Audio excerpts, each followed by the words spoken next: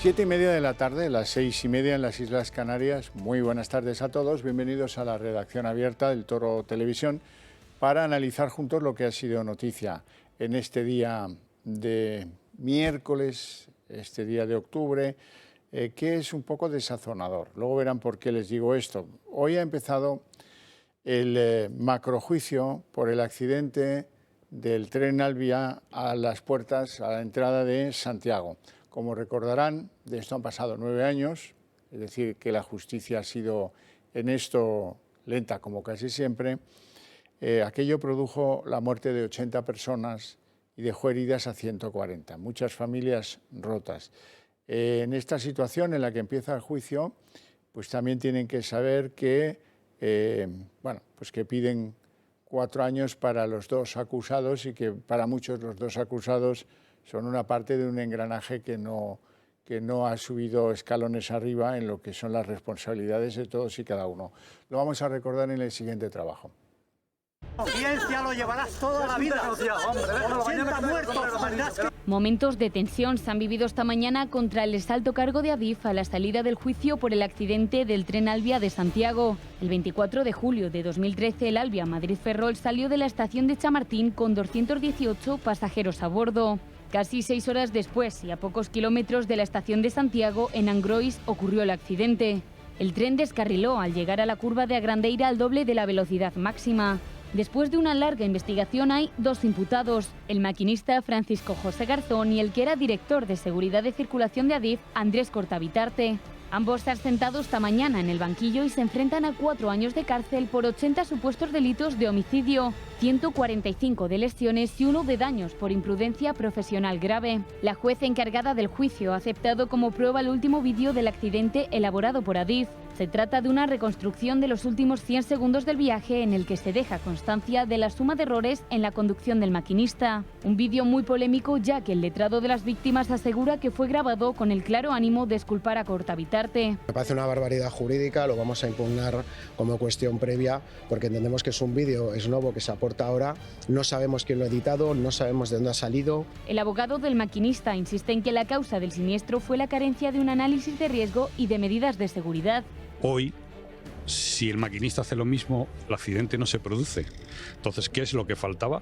Señales y balizas. Algo en lo que coinciden las víctimas del accidente, que han enfrentado el juicio con mucho dolor y rabia, al considerar la falta de justicia y de responsabilidades. Me duele todo lo que hemos tenido que luchar para que salga a flote la larga serie de mentiras, encubrimientos, errores, negligencias. El juicio se prolongará durante 9 meses en la capital gallega y contará con más de 500 testigos con el fin de esclarecer los hechos y depurar responsabilidades.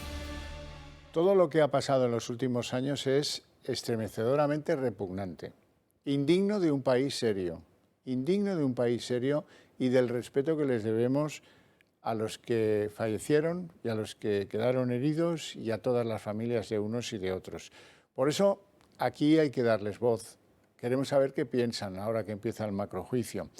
Quiero hablar con don Carlos Vázquez, que es portavoz de la Asociación Plataforma Víctimas del Alvia 4155. Don Carlos, muy buenas tardes y gracias por atendernos. Muy buenas gracias y gracias a vosotros por llamarnos. Nada, hombre.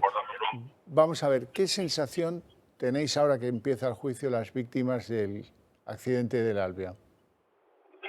Bueno, es una sensación de muy pocas o casi ninguna expectativa con respecto a que el juicio sirva para hacer justicia en el sentido más profundo del término, ¿no? Porque lo que hemos, y vosotros creo que lo habéis resumido bien en la presentación, lo que hemos visto y padecido en estos 9 años y pico, pues han sido constantes actuaciones por parte del Estado para tratar de evitar que se esclareciese el accidente. Y no es que lo diga yo, sino que la Agencia Europea de Ferrocarril, que es un organismo englobado en la Unión Europea, ha solicitado, ha afirmado de forma taxativa que la investigación que realiza el Estado español no es independiente y a día de hoy el Estado español no ha realizado una investigación independiente del accidente. Esto ya es la prueba más fehaciente y más clara de que el Estado pues bueno, ha trabajado en una estrategia de ocultación y no de esclarecimiento. Y además, bueno, hay un tema muy reciente como es la filtración de esa carta que el gobierno socialista trataba de ocultar también y de no facilitar, a pesar de que era una carta enviada por Ana Pastor, ministra del Partido Popular de Fomento en aquel momento, lanzando una serie de amenazas veladas a la comisaria de Transporte para que no se entrometiese en el asunto, ¿no? Para que no pusiese de manifiesto y dejase al descubierto pues, la inmoral actuación del Estado español tratando de ocultar las causas del accidente, ¿no? Que al final pues sabemos que es una sucesión de intereses políticos de inaugurar rebajando los requisitos de seguridad por parte de José Blanco como ministro de Fomento, una sucesión pues de chapuzas pequeñas o grandes, de negligencias y de intereses políticos, y todo ello pues el Estado ha hecho todo lo posible por ocultarlo, ¿no? Entonces, bueno, cuando el Estado, que se supone, al menos es lo que dice el discurso oficial, pues está para representarnos, para ayudarnos, para protegernos ante 80 víctimas mortales, lo que hace es tratar de ocultar qué es lo que ha pasado, pues comprenderá todo el mundo que la sensación pues es de indignación y de indefensión, lo que pasa es que son ya casi 10 años, es algo con lo que convivimos y ya lo digo sin tono de ningún tipo de sorpresa, claro. Carlos, tengo entendido que tú perdiste a tu madre en este accidente y lo lamento mucho. Toda esta chapuza que tú has descrito, todo este desastre que tiene pues una larga mano de lo político que toma decisiones equivocadas, que produce... ¿Cómo quedarán las familias de las víctimas, los heridos en el accidente, ante la visión de una condena a estos dos imputados que tenemos ahora y que corren el riesgo de ser condenados a 4 años de cárcel? Bueno, yo creo que hay que distinguir entre los dos condenados, ¿no? Una parte está el maquinista, que evidentemente tuvo un despiste ese día, pero no es más que el último eslabón de una cadena muy larga de errores, chapuzas, como la desconexión, la no instalación del sistema de seguridad en toda la línea para poder inaugurar durante el gobierno de Zapatero con José Blanco como ministro, la desconexión del sistema de seguridad en la parte que estaba instalada porque estaba generando retrasos en el tren, porque estaba mal instalado y mal parametrizado, es decir, una serie de muchísimas chapuzas en cadena, haber ignorado la advertencia de los maquinistas en el sentido de que ya advirtieron que era muy peligroso, que en esa curva lo único que evitaba el accidente pues era que no hubiera un despiste del maquinista, y sabemos que por ley estadística de cada 1000 veces pues va a haber un despiste, y por lo tanto el accidente, si no llega a haber sucedido aquel día, hubiera sucedido pues un día posterior. Entonces pues toda esta cadena de ocultaciones pues hace que, bueno, pues sí, el final es el despiste del maquinista, pero para que el despiste del maquinista haya causado el accidente, mucho antes tuvo que haber muchísimas negligencias y muchísimas chapuzas. Ya con respecto al responsable de seguridad de Adif en aquel momento, Andrés Portavirtarte, pues nosotros tenemos el convencimiento de que es una imputación que se ha conseguido por el gran trabajo de la asociación de víctimas, de la directiva, fundamentalmente, bueno, quiero mencionar ya al presidente Jesús Domínguez, y también por la intervención de la Unión Europea diciendo bien a las claras que España no había realizado una investigación independiente. Eso yo creo que ha generado presión sobre el sistema judicial y al final ha obligado a buscar un segundo responsable, ¿no? Es decir, yo creo que se han dado cuenta de que simplemente el cabeza de turco del maquinista no era suficiente, y eso ha llevado a una segunda imputación, la de los jefes de seguridad de Adif, que es muy bienvenida, pero creo que no ha sido el sistema de por sí el que lo ha generado, sino que hemos sido las víctimas con nuestro trabajo, ¿no? Bueno, pues a mí no hay que me quite de la cabeza que si Adif fuese una empresa privada, pues hoy tendríamos ahí a 50, no sé si a 50 o no sé si a 20 o no sé si a 15 o no sé si a 10 o no sé si a 100 sentados en el banquillo de los acusados, pero desde luego llama poderosamente la atención que con 80 muertos tengamos a dos imputados, ¿no?, por vía penal, que se quedan, yo creo que muy escasitos, y yo creo que el intento era que solamente hubiera uno, y toda la propaganda oficial del Estado fue en el sentido de que toda la culpa era del maquinista, ¿no? Pero eso al final se ha desmontado con el trabajo de la asociación y la intervención muy afortunada de la Unión Europea. Carlos Vázquez, pues te mando un fuerte abrazo, te agradezco mucho que nos hayas atendido en este día tan especial para las víctimas y sus familias, el día que empieza el macrojuicio, y seguiremos pendientes de ello. Te mando un fuerte abrazo, insisto. Muchísimas gracias por vuestra llamada y a vuestra disposición. Bueno, pues iniciamos aquí de esta manera un poco dura el recuerdo hacia esa vergüenza de un país que hace las cosas de forma tan chapucera, con intereses bastardos de la política. Es decir, esto quiero que para mis elecciones esté inaugurado y poder decir que llega el AVE a Galicia, todas estas cosas, que tan caro nos sale luego a la hora de pagarlas. Bien, en la Unión Europea se están produciendo cambios interesantes, novedosos. Por ejemplo, se ha aprobado el 8º paquete de sanciones, esta vez contra Rusia siempre, por las anexiones de esos 4 lugares en los que hubo referéndums prorrusos, que se consideran en la Unión Europea ilegales. Ursula von der Leyen ha dicho que va a poner topes a la compra de gas ruso. Al mismo tiempo, Gazprom, la compañía rusa de gas, dice que a través de Austria va a enviar a Italia de nuevo gas. En fin, cosas, todas ellas novedosas en el tratamiento de lo que es el problema de la energía en Europa. Bruselas cambia de opinión. Ahora sí que se abre a introducir un tope al precio del gas, pero cuidadosamente calculado y temporal. Tenemos que limitar este impacto inflacionario del gas en la electricidad en toda Europa. Por eso estamos dispuestos a discutir un tope en el precio del gas que se utiliza para generar electricidad. Un tope que Teresa Rivera no ha dudado en aplaudir y destacar que en España se hizo antes. Me gustaría expresar nuestra satisfacción por esa intervención, por el coraje y por el compromiso que ha expresado la presidenta de la Comisión, en línea con lo que venimos destacando en España desde hace mucho tiempo. La excepción ibérica sigue sin dar sus frutos porque la factura de la luz sigue siendo un 34% más cara que el año pasado. Desde Bruselas hacen autocrítica por llegar tarde al tope del gas, pero se comprometen a intensificar sus relaciones con otros países proveedores de gas para amortiguar el precio. Intensificaremos nuestras negociaciones con socios de confianza, por ejemplo con Noruega, para rebajar el precio que pagamos por las importaciones de gas.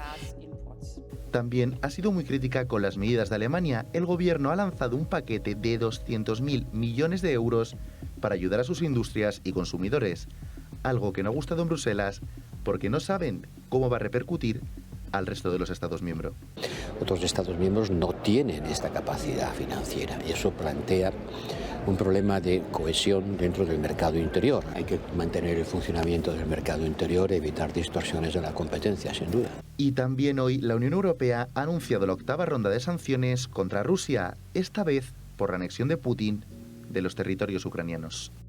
Bueno, mañana es un día importante, un día clave, diría yo, en el Congreso para restañar antiguas heridas entre los socialistas y los comunistas de Unidas Podemos. ¿Por qué? Porque van a ser aprobadas, si no hay inconvenientes de último momento que nos esperan, 3 de las leyes más ideológicas y más erróneas que ha producido este gobierno. La primera de ellas la vamos a ver a continuación. Es la ley de protección animal. Por ejemplo, habrá que tener un curso previo y acreditarlo para tener mascotas. Sí, hombre, claro, y qué bien todo. Y hay una serie de abusos en esta ley que ahora van a conocer a fondo.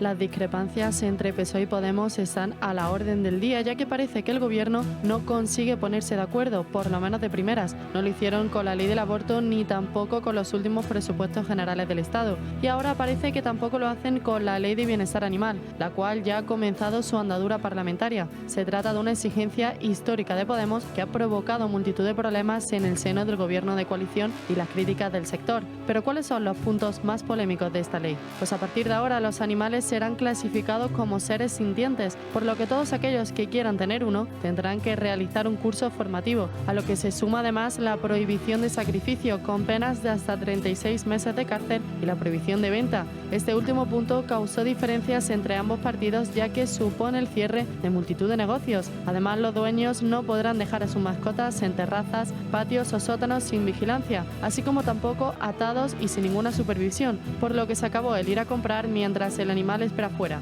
El texto obliga además a las administraciones locales al mantenimiento, cuidado y control de las colonias felinas. Pero por otro lado, el punto más polémico radica sobre todo en los perros de caza, y es que el PSOE quería excluirlos de esta ley, algo que Podemos no permitió, ya que para este partido lo que importa es acabar con los maltratadores. Es una ley por primera vez a nivel estatal para garantizar los derechos de los animales y que tiene 3 objetivos fundamentales. En primer lugar, acabar con la impunidad de los maltratadores. En segundo lugar, acabar con el abandono de los animales.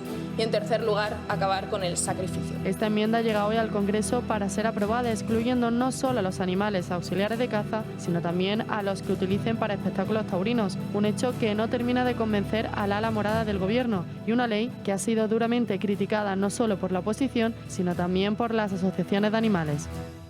Una barbaridad, porque está muy bien perseguir a los maltratadores de animales. Hágalo, endurezca las penas si quiere, pero no destruya usted la ilusión por los animales que tiene buena parte de la sociedad española. No destruya usted negocios. ¿Por qué no se pueden comprar y vender, por ejemplo, cachorros de perro? A ver, un sector de actividad, destruirlo y no pasa nada, ¿no? Bueno, pues además de esto, que es una ley súper polémica, mañana hablaremos a fondo, que es el día de la aprobación. Luego viene la ley trans.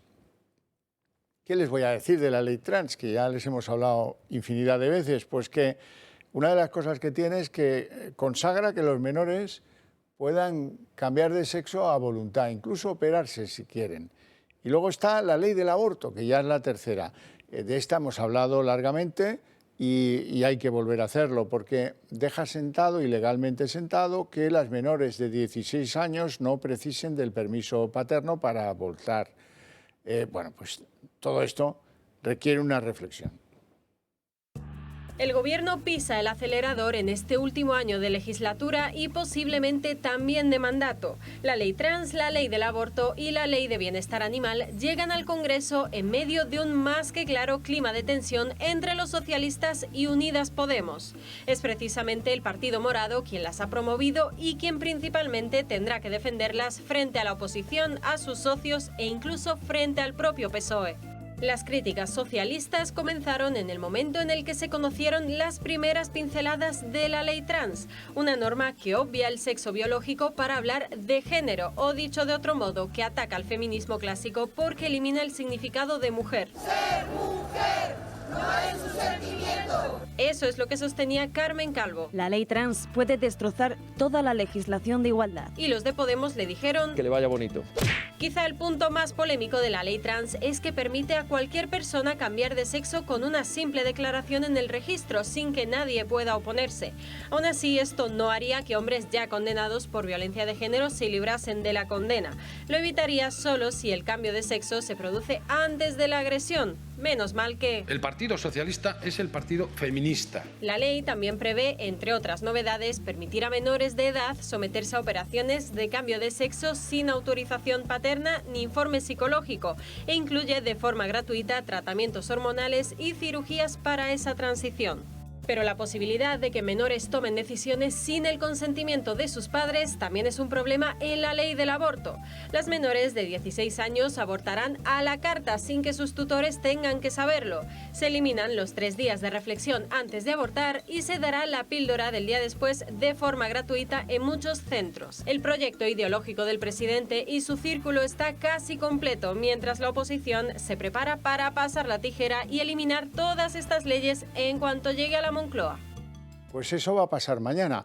Nos vamos a ir ahora mismo a Murcia, donde el presidente de esta casa, Julio Ariza, está pronunciando una conferencia con un título muy provocativo: Libertad, el control del poder y los medios de comunicación. Le escuchamos.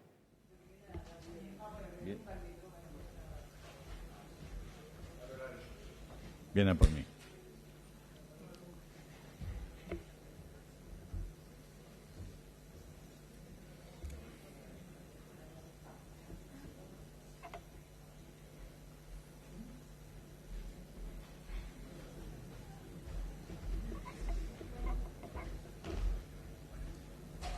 No sé cuál es la causa, pero hay un evidente parón en la conferencia. Nos vamos a ir a publicidad y luego vamos a ver qué podemos recuperar de la misma.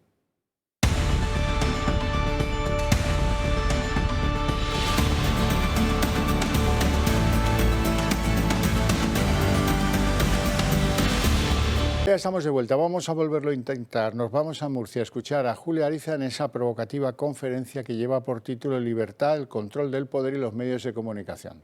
Si queréis luego comentamos. La forma de pensar ha variado sustancialmente respecto a su concepción del ser humano. Y esa variación respecto a la concepción del ser humano tiene todo que ver con la evolución de los medios de comunicación y sobre todo con un fenómeno que es especialmente llamativo y especialmente importante, que es la concentración del poder. La concentración del poder. También en economía, y seguro que muchos de vosotros conocéis esa materia, hemos conocido siempre y hemos criticado en aras a la libertad de mercado los monopolios, los oligopolios, los cártels, la forma de entender las reglas de juego del comercio como en torno a una concentración de poder que hace que esas reglas de juego sirvan específicamente a los intereses de unos pocos y vayan en detrimento de los intereses de los más pequeños, ¿no? Ahora mismo la concentración de poder en los medios de comunicación es de la siguiente manera y quiero poneros algunos ejemplos, ¿no?, para entenderlo, ¿no? Pues estamos hablando de 40 años, en el año 83, el 90% de los medios de comunicación, entretenimiento e información en los Estados Unidos estaban en manos de 50 compañías. 90%, 50 compañías. Hoy, el 90% de los medios de información, de construcción de opinión y de entretenimiento están en manos de 6 compañías. 6 compañías, que constituyen en la práctica un oligopolio. Es decir, un grupo de empresas que tienen la fuerza suficiente para imponer incluso a los Estados, a la propia Comunidad Europea y al propio gobierno de los Estados Unidos, imponerles cuáles deben ser las reglas de juego en ese juego, ¿no? Y os pongo un ejemplo que yo viví personalmente en el tema del entretenimiento. En un momento determinado, el Grupo Intereconomía, una de las cosas a las que nos dedicamos fue a producir películas para el cine. Una de ellas, que fue especialmente exitosa, se llamaba Tadeo Jones. No sé si la recordáis, una película de dibujos animados, divertida, con una música muy especial, porque además tuvimos la suerte de que mientras se iba produciendo, que teníamos ahí 200 chavales dibujando durante casi 5 años, mientras comprábamos los derechos musicales para la película, los derechos que habíamos comprado, que eran 2 bandas sonoras, de un grupo americano y de un grupo español, se convirtieron en el momento en que estrenamos la película, se convirtieron en la número 1 en ventas en Estados Unidos, una de ellas, y número 1 en ventas en España la otra, ¿no? Y tuvimos esa gran suerte y también proyectó mucho más. Fue la película de dibujos animados más taquillera en España de la historia de la animación en España. En fin, fue una película que estaba bien hecha, que tenía un guión estupendo, una sonorización fantástica, una banda sonora estupenda. El hecho es que funcionó muy bien y llegamos a los Estados Unidos y dijimos, nosotros también queremos estrenar la película en los Estados Unidos. No pudimos. Disney, Pixar, impidieron que esa película se estrenara en los Estados Unidos. Yo no me lo podía creer. La estrenamos en China, en Rusia, en Pakistán, en la India. No pudimos estrenar la película en los Estados Unidos y nos dieron una explicación. Nos dijeron, la película había costado unos 12 millones de euros, más o menos. Y nos dijeron, ni Pixar, ni Disney, ni los estudios de animación en los Estados Unidos van a consentir que una película que aquí costaría por encima de los 100 millones de euros de producción, les demostréis que puede triunfar con una inversión de 12 millones. Bueno, yo lo entendí, claro, eso, pero no pudimos. Es decir, la capacidad que tuvieron los grandes grupos de entretenimiento en Estados Unidos era una película, tampoco les íbamos a hacer iba a ser una competencia terrible. Fue imposible y ya nos advirtieron, nos dijeron, olvidaros de hacer cosas, productos de entretenimiento que compitan con los grandes en los Estados Unidos. Y lo hemos podido comprobar a lo largo de los años, ¿no? Y es verdad que prácticamente todo lo que nace para el entretenimiento, desde HBO, Netflix, por supuesto Disney, Warner, Universal, todos esos grandes grupos, que os digo que pertenecen a 6 empresas en el mundo, todos esos grandes grupos están hiperprotegidos.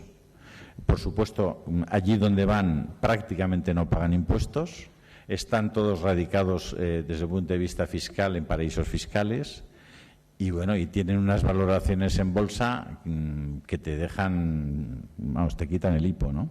Por daros también un dato.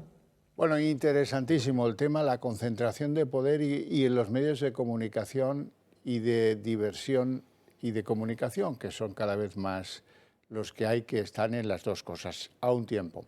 Vamos a hablar de una de las cosas que hoy retumbaba en las paredes del Congreso, es lo dicho por la vicepresidenta Yolanda Díaz, ministra de Trabajo también. Ella estaba reprochándole a Vox que odiasen a Comisiones Obreras y a UGT. Y luego ha dicho una cantidad de cosas sobre el sindicato afín a Vox, próximo a Vox, que es Solidaridad, que no quiero que pasen desapercibidas. Respeten a los sindicatos en este país. Primero, porque están defendiendo ahora mismo el interés general. Y en segundo lugar, porque representan a casi 2 millones de trabajadores y trabajadoras en su país. No como ese chiringuito del que usted nos ha hablado, que dicen que es un sindicato que se dedica a acosar e insultar a los adversarios políticos en cada uno de los actos que hacen. Por cierto, chiringuito que le vuelvo a decir, sí, está financiado también con dinero público y representa tan solo, fíjese, el 0,02% de su representación. Esto sí que es la nada. Bueno, eso merece comentario por parte de don Rodrigo Alonso, que es secretario general del sindicato Solidaridad. Mira, hay quien dice que hablen de ti aunque sea mal, pero desde luego esto es impresentable, falso, y supongo que os habrá escocido lo suyo. Hombre, la verdad que la ministra de Trabajo, una vicepresidenta del Gobierno, utilice la mentira como herramienta política en el Congreso, pues la verdad nos ha molestado bastante. No por los adjetivos, la catalogación que haga de nosotros, que realmente no nos importa en absoluto, pero sí que digo una mentira. Ha dicho que el sindicato Solidaridad recibe financiación pública y es rotundamente falso. El sindicato Solidaridad no recibe ni una subvención, 0 euros en subvenciones. Sin embargo, los sindicatos afines a su ideología y a su gobierno, que son UGT y Comisiones Obreras, que ella dice que los odiamos. Nosotros no odiamos a nadie, simplemente señalamos y culpamos a los que tanto daño han hecho. Mire, en el año 2021, Comisiones Obreras y UGT, entre todos sus territorios y federaciones, que tienen un conglomerado propio de una macroestructura empresarial, ha recibido la friolera de casi 60 millones de euros. Concretamente, 59.800.000 euros. Subvenciones públicas en el año 2021. Ajá. 60 millones de euros. 60 millones de euros que se podían haber destinado a otra cosa. Y quiero dejar plenamente claro a toda la audiencia que el sindicato Solidaridad no recibe ni una subvención del erario público y le pedimos y le exigimos a la ministra que demuestre la mentira que ha dicho en la sede de la Soberanía Nacional en el Congreso de los Diputados. De hecho, de manera urgente nos hemos reunido con el grupo parlamentario de Vox en el Congreso y a través de ellos se ha solicitado por escrito que aclare esta cifra. Y quiero dejar claro una cosa, estos 60 millones de euros que se llevan UGT y Comisiones Obreras del bolsillo de todos los ciudadanos, esos 60 millones de euros debería de destinarlo hoy este Gobierno a los trabajadores y a sus familias. ¿Por qué? Porque los trabajadores los parados, los jóvenes, los jubilados, no tienen dinero para pagar la luz, para pagar el agua, ni tan siquiera para ir al supermercado a hacer la compra. Casi que tienen que pedir un préstamo para ir al supermercado a hacer la compra. Qué bien destinados estarían esos 60 millones de euros en el bolsillo de esas personas, de los trabajadores y de su familia. Y el dinero donde mejor está es en el bolsillo de los trabajadores, de los ciudadanos. Le voy a dar un dato escalofriante. Desde que Pedro Sánchez está en el gobierno o entra en junio de 2018, se ha producido una pérdida de poder adquisitivo en España del 24%. ¿Afectado a quién? Fundamentalmente a las clases baja y media baja. Esas son las políticas sociales de este gobierno. Ese es el escudo social de este gobierno. Empobrecer a la población. Pero sacamos algo positivo de lo que ha ocurrido hoy en el Congreso, aunque usted no se lo crea. Sacamos algo positivo, y es que la ministra está nerviosa. Y si la ministra de Trabajo de España está nerviosa por ese sindicato que según ella no representa nada, para nosotros es un logro, y la verdad que es un reconocimiento al buen trabajo que estamos haciendo, porque en todas las elecciones en las que nos presentamos sacamos representación. Afiliados de UGT, de Comisiones Obreras, hartos de este chiringuito mafioso, están pasándose a las filas de Solidaridad. Solidaridad representa a los trabajadores independientemente de su ideología. Nosotros no preguntamos a quién vota cuando se afilia un trabajador al sindicato. Pues nosotros no perseguimos a nadie. Tengo entendido que en UGT sí. En UGT sí, por supuesto. En UGT sí. Es más, en UGT lo que hace es que cuando en aquellas empresas en las que el trabajador toma la iniciativa para presentarse por Solidaridad, le hacen la vida imposible con coacciones, con amenazas y con otra serie de improperios que por el decoro de esta casa no voy a mencionar. Y como digo, para nosotros es un logro que esta ministra se ponga nerviosa. ¿Pero sabe por qué? Por todo lo que estamos haciendo. Nosotros nos hemos manifestado contra el gobierno, contra UGT, contra Comisión Obrera, contra la COE. Nos hemos manifestado en favor del campo, de la industria, de la pesca. Nos hemos manifestado en defensa de la soberanía energética. Estuvimos, después de la demolición de la central térmica de Velilla, viendo el auténtico desastre y el reflejo de la destrucción de la soberanía energética de España. Estuvimos en la central de Garoña en una manifestación, una concentración que hicimos en La Puerta, reivindicando que se ponga en marcha esa central nuclear en beneficio de la soberanía energética de España. Hemos puesto un recurso ante el Tribunal Supremo contra la modificación del reglamento de extranjería que supone papeles para todos los inmigrantes que entran de forma ilegal en España y que supone un efecto llamada y una precarización de las condiciones laborales. Eso es lo que hace el sindicato Solidaridad. Hemos denunciado a UGT, hemos personado en el caso de UGT Madrid, sí, en el que se ha producido un desfalco por miembros de UGT Madrid del dinero del Fogasa que debía ir destinado a los trabajadores. Patrón, denominador y común con UGT Andalucía, que se llevó el dinero que tenía que ir destinado a la formación de los parados en Andalucía. Con lo cual, si esta ministra se pone nerviosa es porque el sindicato Solidaridad está haciendo bien su trabajo. Rodrigo Alonso, para que rectificar, no creo que rectifique porque no conoce el significado del verbo, pero si queréis reparación, me parece que tendréis que ir a los tribunales y que si ha mentido, porque sea allí donde se pruebe y se demuestre y se la condene, ¿no? Iremos donde haga falta, contra quien haga falta y utilizando todos los medios y herramientas legales y democráticas que estén a nuestro alcance. Que no le quepa la menor duda, no a la ministra, a cualquier ente de la sociedad civil y a cualquier político o gobierno que utilice la mentira como herramienta política arrojadiza contra los trabajadores de España y contra su familia. Rodrigo Alonso, secretario general del sindicato Solidaridad, ha sido un verdadero placer tenerte. El placer, como siempre, ha sido mío. Creo que está muy claro, lo has dejado tú clarísimo, Ni un euro público habéis recibido. Solamente nos financiamos con las cuotas de nuestros afiliados, que es lo que pedimos, que todos se financien con las cuotas de los afiliados. Que es lo que pasa con los sindicatos en Europa y lo que extrañamente no pasa aquí, porque son unos sindicatos pues que están esperando lo que caiga en el platillo, ya saben ustedes, y ahora no se manifiestan por el aumento de la inflación ni de los costes energéticos. No, porque, hombre, no fuera caso que esto molestase al gobierno. Esa es la realidad.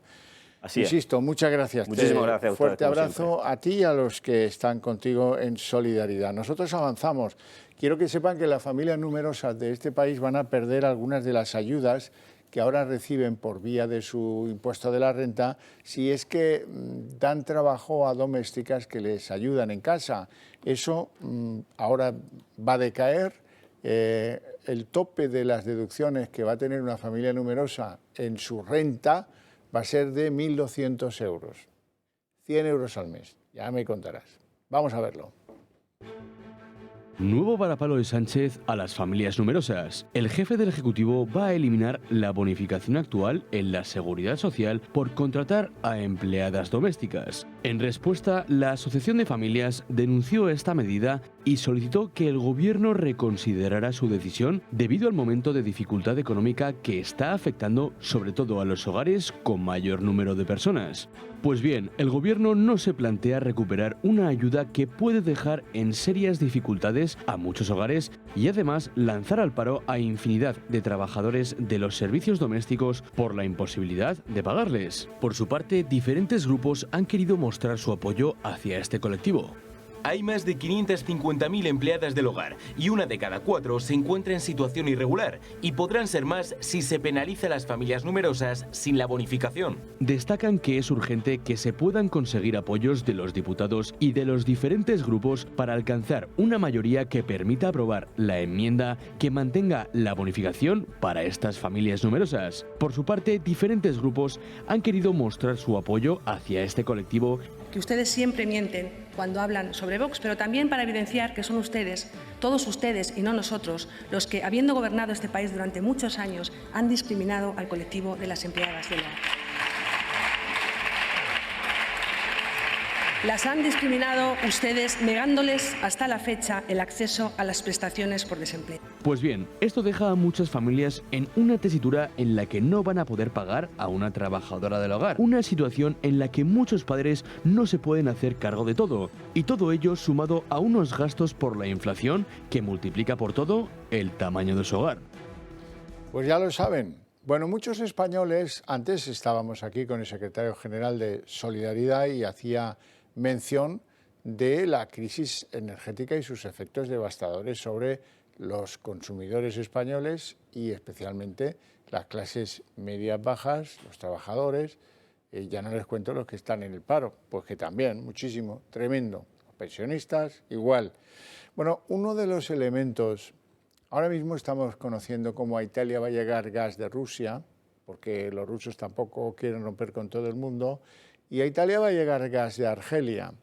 Italia se va a convertir en un país importantísimo en esto del reparto del gas que nos llegue a los europeos, donde, si no es con la excepción de Noruega, no hay nadie que tenga gas. Bueno, en esas resulta que algunos se acuerdan, tiempos recientes, no hay que tener muy buena memoria, del desaire que le hizo Pedro Sánchez a Argelia regalándole el Sáhara Occidental al rey de Marruecos.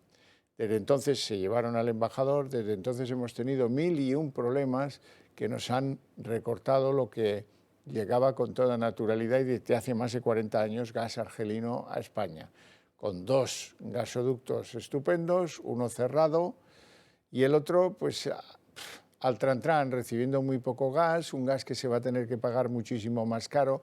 Hablan de un 200% más caro el poco gas que nos manda Argelia, que nos ha cogido una tirria sensacional y francamente no me extraña, porque España se han portado, el gobierno de España, que no España ni los españoles, se han portado con los argelinos como cochinos.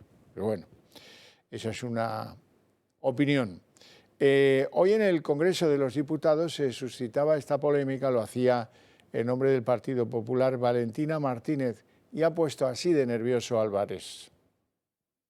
No nos podemos permitir un ministro incapaz de ofrecer una solución, porque las empresas españolas pierden cada día 4.400.000 euros en exportaciones, porque Francia, Italia y Portugal están negociando más gas y a mejor precio, mientras que España ha incrementado un 102% nuestras importaciones de gas ruso, ministro. Sí, de gas ruso. Así es como usted trabaja para mejorar nuestra credibilidad en el exterior. Llevan ustedes meses criticando la declaración hispano-marroquí conjunta del 7 de abril, la que ha permitido reabrir la frontera entre Ceuta y Melilla, la que va a permitir el paso de mercancías, la que ha permitido en lo que va de año incrementar el comercio con Marruecos en un 30% hasta los 7.000 millones de euros, la que ha permitido que todas las rutas migratorias en Europa, todas se incrementen, salvo una, la que viene a través de Marruecos hacia España.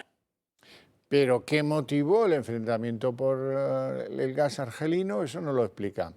Lo importante de las ventajas que tenemos de tener buena relación con Marruecos, estupendo, pero ¿a costa de qué? ¿De entregar el Sáhara a ofender a Argelia, el país más poderoso del norte de África, el país que nos provee de gas en un momento en el que ya estaba declarada la guerra de Ucrania y ya sabíamos que iba a haber problemas con el gas ruso? Hombre, pero si es que ni Abundio, el que vendió el coche para comprar la gasolina. Hombre, ya está bien, Álvarez, que encima el hombre va de chulito, sí, pues mira.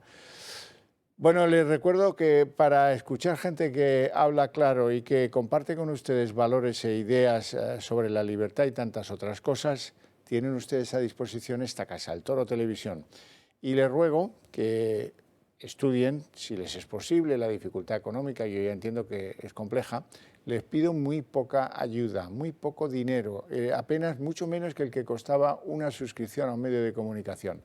Vengan con nosotros al Club de Amigos del Toro Televisión, háganos más fuertes y nosotros seremos portavoces de sus ideas. Ganamos ambos, este medio de comunicación y los amigos del Club de Amigos del Toro TV.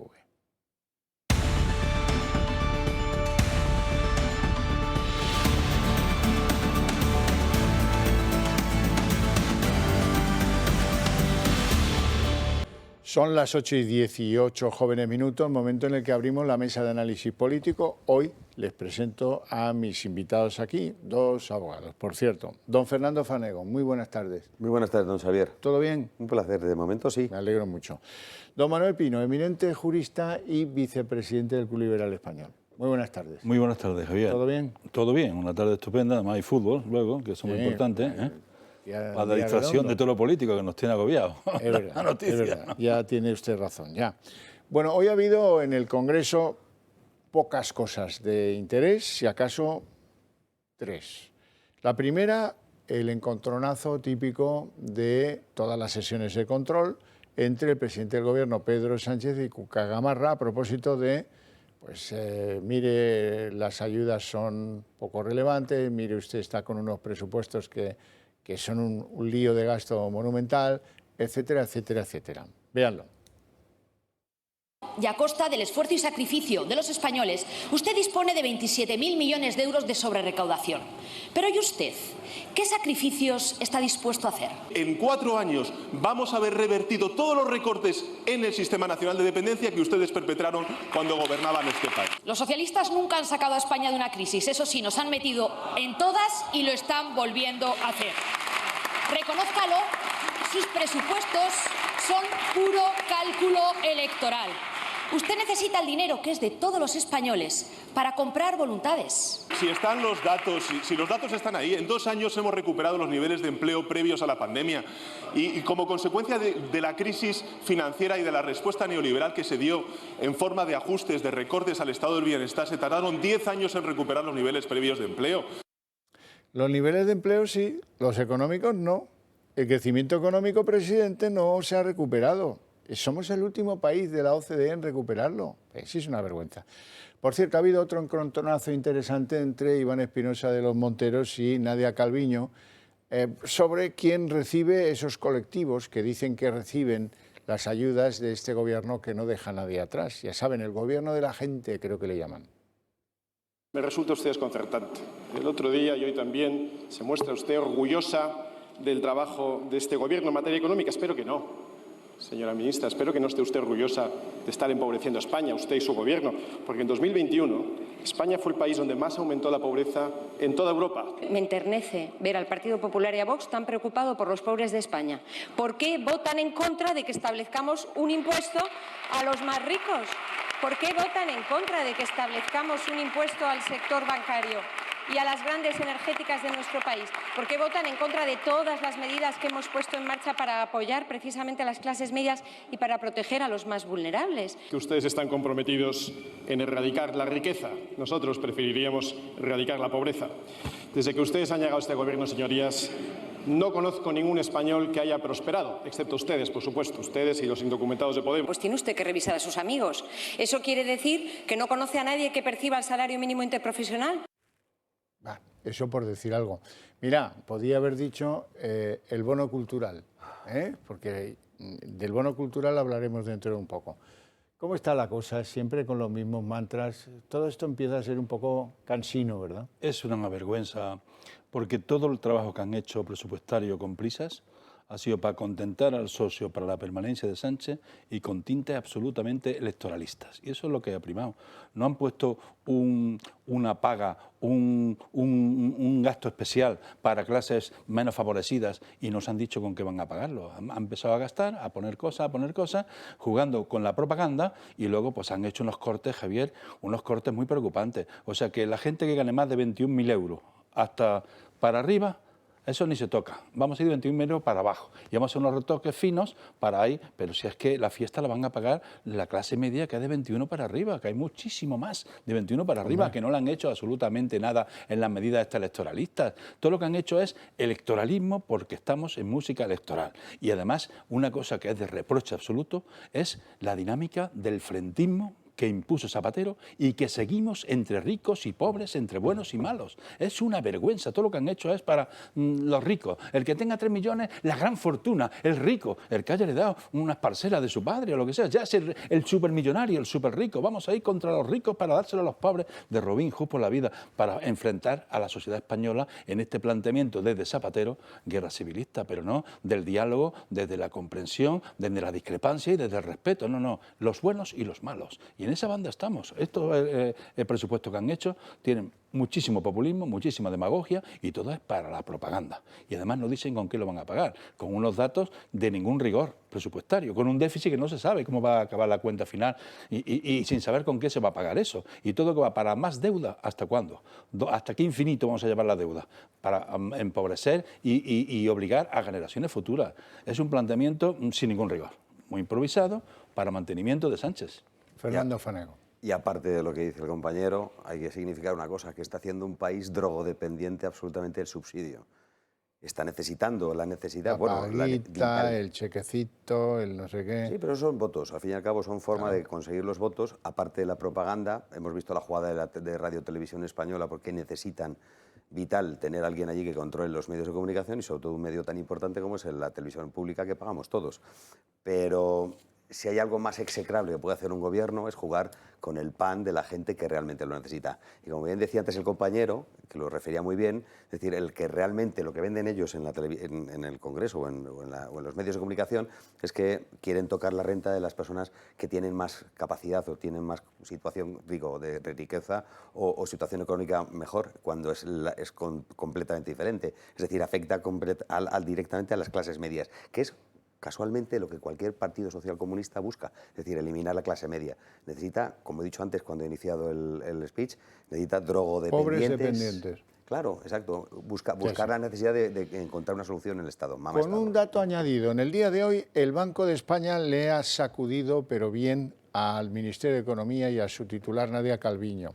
Miren, si apruebas unos presupuestos con gastos extraordinarios, los presupuestos del gasto, dicen ellos mismos que va a ser esto de los presupuestos generales del año que viene, y tu horizonte de crecimiento no es creíble, es más, se reputa en falso, entonces estás haciendo unos presupuestos tramposos. Resulta que el Banco de España, que es un organismo independiente, dice, el año que viene, ahora lo van a ver, el año que viene no vamos a crecer 2,1, que lo había rebajado 2 veces Nadia Calviño, una vez en julio y otra en septiembre. Y se había quedado en un 2,1 y sale el Banco de España y dice, no, Esto que ven a la izquierda es este año, el año que viene, ahora. El año que viene no va a ser un 2,1, va a ser un 1,4. La diferencia entre un 2,1 y un 1,4, Manuel, tú que estudiaste un buen bachillerato, es un 30%, un 33,33%. Muchísimo. Para ser concretos. Es decir, que tú estás haciendo unos presupuestos sobre un supuesto de crecimiento que no se cree ni el Banco de España. Tampoco se lo cree la AIREF, para más INRI. La inflación, porque la inflación tiene mucho que ver con lo que nos pase el año que viene. Pues mire, lo mismo. Resulta que para el año que viene la señora Calviño, yo no sé cómo lo hace, pero cree que la inflación va a estar en el 4,1%. Y el Banco de España dice que como poco en el 5,6%. Pero bueno, claro, ahora pregúntense una cosa. Fíjense lo que tiene previsto Calviño de inflación para este año 2022. Un 7,7%, ¿no es eso? Vale, ahora me pueden contar por qué dice la misma Calviño que las pensiones hay que empatarlas a la inflación en el 8,5%. Porque va a ser la inflación porque real. Porque ya sabe que lo suyo es un full. Eso que estas previsiones del Ministerio de Economía no valen el papel en el que se escriben. Esa es la pura realidad. Ni el rigor presupuestario con que han hecho esto, con un montón de partidas que, insisto, ni una memoria de con qué ingresos vamos a pagarlo. Estos gastos extraordinarios, la memoria de ingresos es esta. Con estos ingresos vamos a hacer estos gastos extraordinarios para ayudar a los más necesitados, a las familias que no llegan, pueden comprar la cesta de la compra, porque a los que pagan más el gas, más la luz, a los que le ha encarecido la vida. Vamos a ayudar a esos colectivos, reduciendo impuestos en alguna forma. No, han hecho unos presupuestos pensando en el voto y están dispuestos a arruinar el país, que les da igual, siempre que les voten para mantenerse en el poder, más todos los peajes que van a pagar a sus socios independentistas nacionalistas, PNV y compañía, que ya están esperando a ver si rompen la caja de la Seguridad Social, a ver si se llevan la pasta, a ver qué pagan en el minuto final, a ver qué les saco, más el saqueo que van a hacer los socios que tienen de los presupuestos. Unos presupuestos sin ningún rigor presupuestario. Y Europa, tan grande como es, estos temas no sé cómo lo están tolerando, achacándoselo al COVID, a la guerra. Es que la falta de rigor presupuestario es una vergüenza. Los déficits de los estados es una vergüenza. Y más deuda, y más deuda, y más deuda. Deuda que cuando pasemos a renovarla, como está la inflación y los intereses, ya veremos el coste que tiene y con qué se va a pagar. Imagino que lo habrá contemplado la ministra de Economía en los presupuestos cuando tengamos que renovar deuda. La nueva situación económica, ¿cuánto va a costar? ¿Con qué prima vamos a renovarla y a qué precio? Y sobre todo porque no tienen justificados los presupuestos, porque tienen que justificarlo con los socios del gobierno, que son con los que tiene que gobernar el señor que está ahora mismo en Moncloa. Es decir, por eso no tiene justificación ni tiene ninguna razón lógica de por qué no se explica las partidas que han incluido en esos presupuestos y para qué son. Y sobre todo hay una gran, entiendo, un gran problema con Europa, la famosa supranacionalidad. Antes que enunciabas tú lo del tema de la Unión Europea, que cómo se consiente. Hay una crisis brutal en cuanto a la identidad. Es decir, nosotros tenemos que no tener que esperar a que venga un tercer ente que se supone que es nacional ya desde el momento que se constituyó, para que nos tenga que decir cómo tenemos que aprobar los presupuestos. Es que este señor, los que están aquí, son responsables único, exclusivamente, de la dirección económica, social y política de un país. Están haciendo porque les interesa la continuidad en su puesto, nada más. O sea, no porque les interese en absoluto las cifras que van o contienen ese presupuesto general para el país. Por eso son así y no tiene justificación alguna. Pero ni el AIREF, que es un organismo que tenía que estar levantando la voz, tiene que levantar la voz. Es que como todo lo quieren controlar, pues nadie se atreve. El AIREF tiene que estar denunciando esto. Yo he visto con qué lo va a pagar. Esto, las cuentas no salen. ¿Con qué vamos a renovar la deuda? ¿Cómo vamos a pagar las pensiones al 8 y pico %? Esto es tanto de presupuesto. ¿Cómo vamos a pagar todas estas prestaciones sociales? ¿Cómo vamos a incrementar el paro para unos, paro para otros, subsidios para todos? ¿Esto con qué lo vamos a pagar? Es que no llega. ¿Cuánto vamos a presionar a esa clase media que usted no explica que la va a poner a soportar toda esta crisis? ¿A cuánto le vamos a poner las retenciones del IRPF? ¿Vamos a tener que subirlo otra vez al 57%? ¿Qué país no ha visto usted comunista que no sea intervencionista? Es decir, que es un país que tiene que directamente ejecutar sobre todo lo que es poder y control. Y claro, lo primero, en primer orden, es el poder económico, que es lo que controla todo.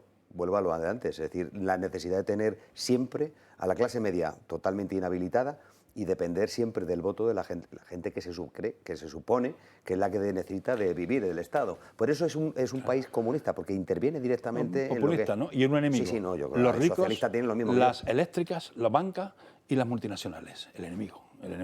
Y hay que quitárselo ahí. Pero el enemigo... Los pobres son pero de salario mínimo. Claro, pero el enemigo, ¿dónde van todos luego después cuando salen del hemiciclo? Cuando dejan la cámara baja, se van puerta rotatoria, sí señor. A los consejos de administración. Yo me comprometí con la audiencia, y eso es sagrado para un servidor, en hacer un análisis serio sobre qué ha pasado de los bonos culturales. Me he llegado yo a reír con los bonos estos. Madre mía, 400 euros para cada joven en la primera formulación, siempre y cuando no se lo gaste el libro. Pues los libros son muy malos, los lees, aprendes cosas, fatal. Ahora chismes, videoconsolas, cacharritos, por aquí y por allá, eso sí, vais a recibir 400 euros cada uno de esos jóvenes. Bueno, evidentemente la medida perseguía camelar a esos jóvenes para que dijeran, pues le voy a votar porque me ha dado 400 euros. Bien, resulta que eso no se pone en marcha. Lo vamos a hacer en septiembre.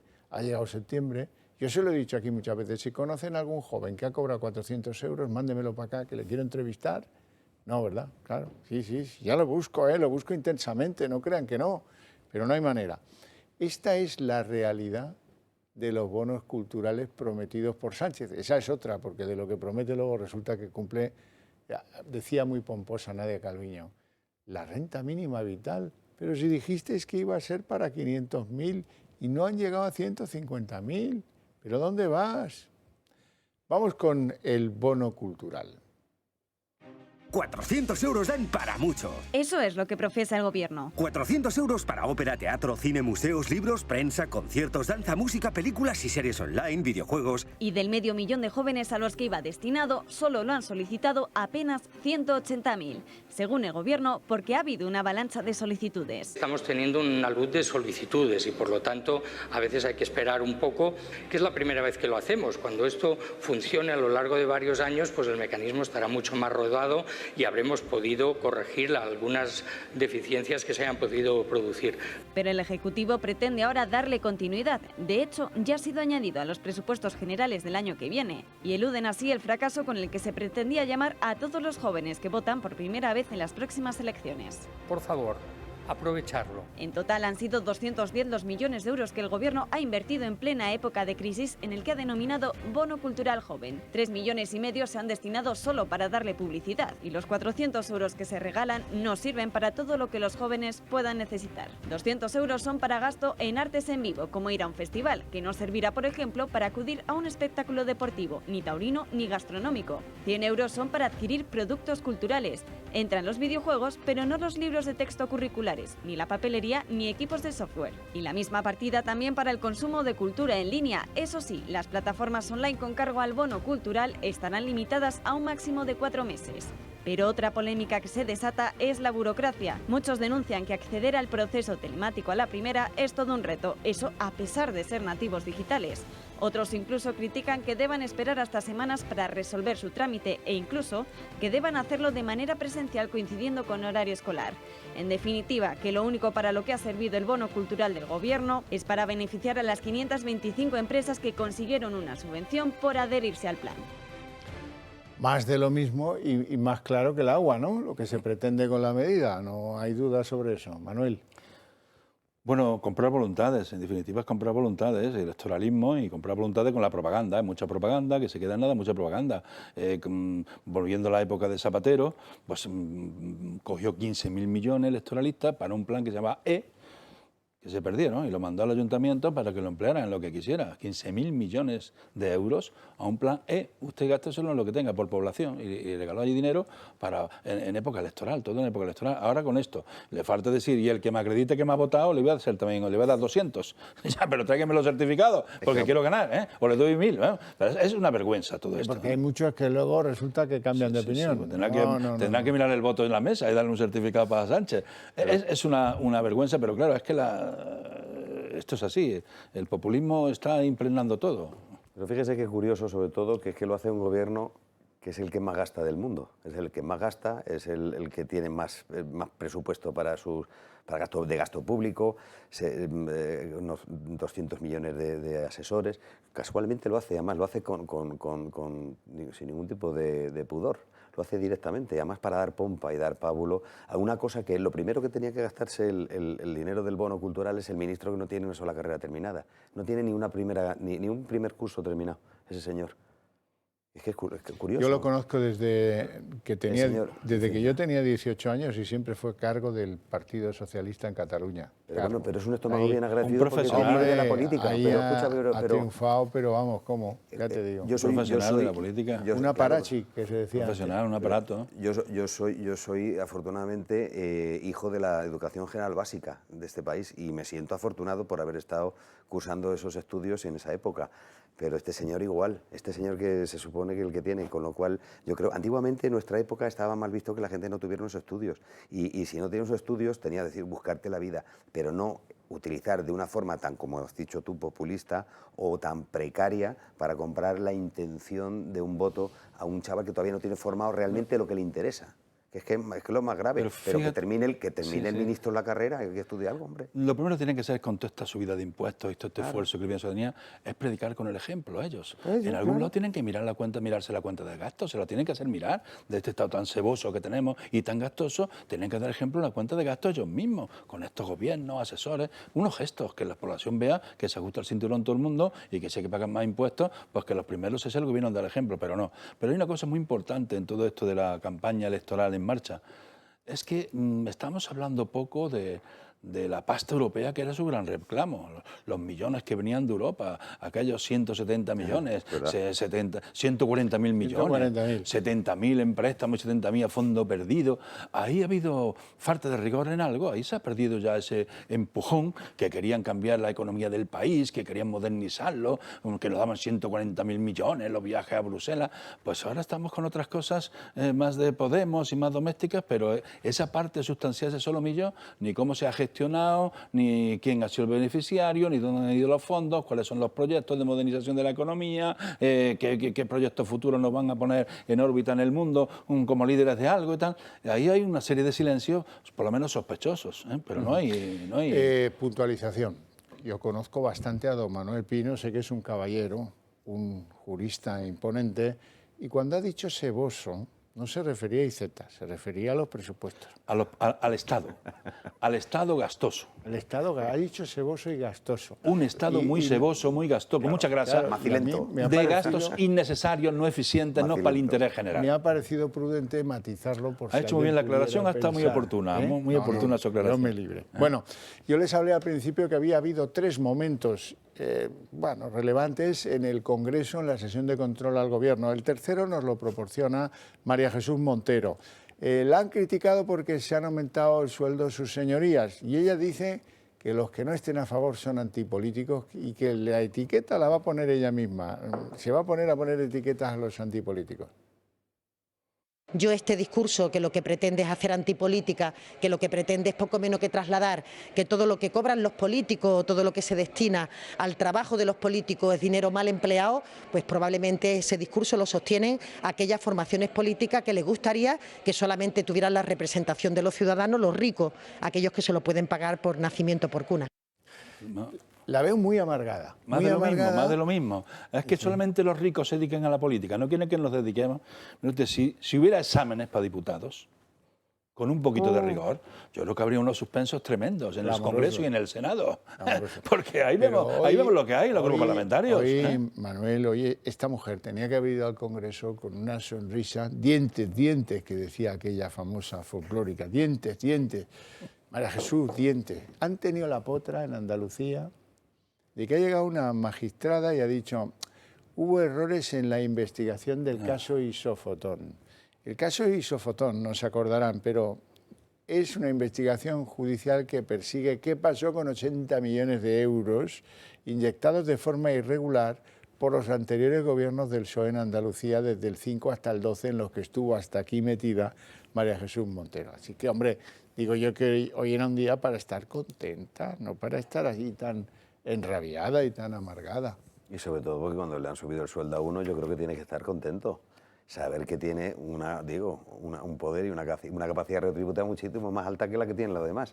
Sí, no, tiene una buena... Es una forma de gobernar que de verdad que es digna de estudio, porque yo creo que el día de mañana los politólogos podrán sacar conclusiones de lo que ha hecho este sinvergüenza en el poder. Es decir, directamente. ¿Por qué? Porque además lo hacen de una forma tan sumamente sibilina que son capaces de ni engañar. Es decir, lo que acaba de decir usted, lo del isofotón, es decir, lo acabamos de ver con los 50 millones que se le dan, que no sabemos por qué, a una compañía aérea que supuestamente solo tenía un avión y que supuestamente... No, pero directamente, pero sin ningún tipo de justificación. O los 20 que le dan a 2 productoras para que hagan la serie sobre Pedro Superstar. Y si hay una cosa, a través del ICO, se lo dio el ICO. Y si hay una cosa que hace bien, y disculparme, es que son capaces de poder dar a la imagen, digo, a la gente, dar la sensación de que necesita, los que somos los administrados, necesitamos que nos resuelva el Estado un problema. Y se inventan el problema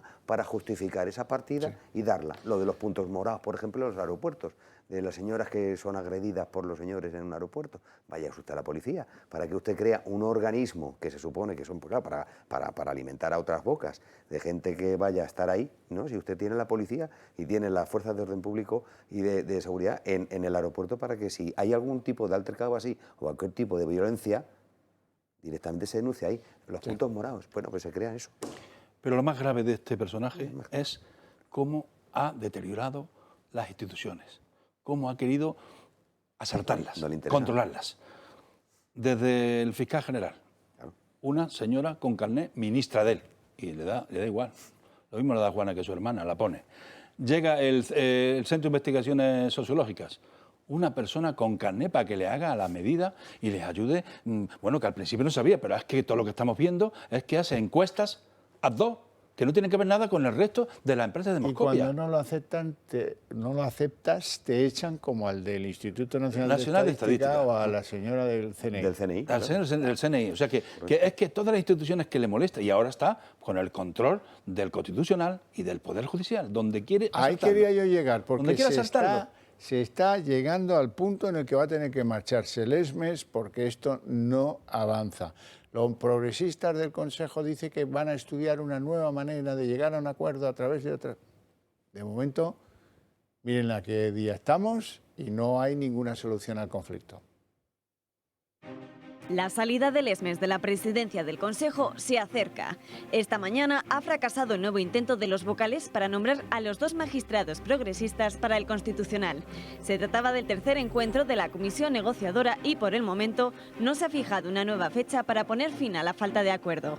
Carlos Lesmes pretendía saldar su marcha con este capítulo cerrado. Según los vocales del ala conservadora, la búsqueda de candidatos ha sido infructuosa y ahora los progresistas buscarán una vía alternativa para cumplir el plazo. En el seno del Consejo crece también el malestar por el informe técnico que establece quién sería su sucesor, que según el texto le correspondería al presidente de Sala del Supremo de mayor edad, Francisco Marín Castán. Este nombramiento ha generado discrepancias entre los propios vocales, lo consideran erróneo e incluso denuncian que existen presiones para que sea aceptada la interpretación del informe, el mismo que hace unos días fue solicitado por el mismo Lesmes al gabinete técnico y elaborado por el magistrado Eduardo Fontán, hombre de la máxima confianza de Marín Castán. Su sucesión al frente del Supremo queda regulada por ley, lo que no que él mismo pueda hacerse cargo también de la presidencia del Consejo.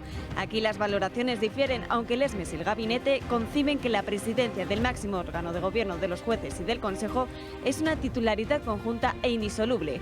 Los vocales conservadores del Consejo quieren proponer al magistrado Rafael Mozo, vocal más antiguo del órgano, para presidir el Consejo, si como parece Lesmes termina anunciando su dimisión.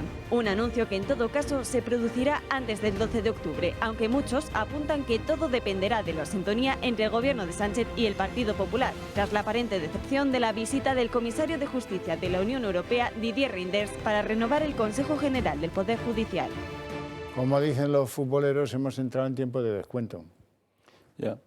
El tema de fondo, Javier, del Consejo, es que hay un criterio de la Comunidad Europea, que estuvo aquí la semana pasada, el comisario de Justicia, que no quiere intervenir en temas internos, pero digo claramente, es que el poder tiene que ser independiente, el poder judicial tiene que ser un poder independiente. Y aquí tenéis que buscar la fórmula de que los jueces puedan elegir a los 12 que dice la Constitución, que tienen que elegir 12 entre jueces y magistrados y tal.